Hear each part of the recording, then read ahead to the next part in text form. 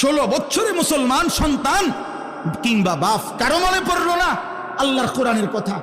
কি নাফরমান ওই বাপ, কি নাফরমান ওই সন্তান, যে বাপেরও কোনোদিন মনে পড়লো না আমি সন্তান আমার মুসলমান, 16টা বছর আমি এই সন্তানের পিছনে কত লক্ষ কোটি টাকা খরচ করলাম, অথচ আমার সন্তান আল্লাহর কোরআন পড়তে পারে না। এই সন্তানও বলল না একটাবার আমারে আপনি কি ফরাইলেন বাপ, আমি কেন আমার মালিকের কালাম পড়তে পারি না? বলেন বলেন আমার কথা, ইনসাফ করে জবাব দেন, বিবেককে প্রশ্ন করেন। এই মাদ্রাসাগুলো চারদিকে হচ্ছে, আপনারা ভাইবেন না।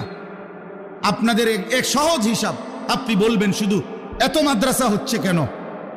আপনি বলতে পারবেন শুধু এত মাদ্রাসার কি দরকার? আপনার দরকার না থাকুক, আর শাজিমের মালিকের দরকার, আসমানওয়ালার দরকার দেখে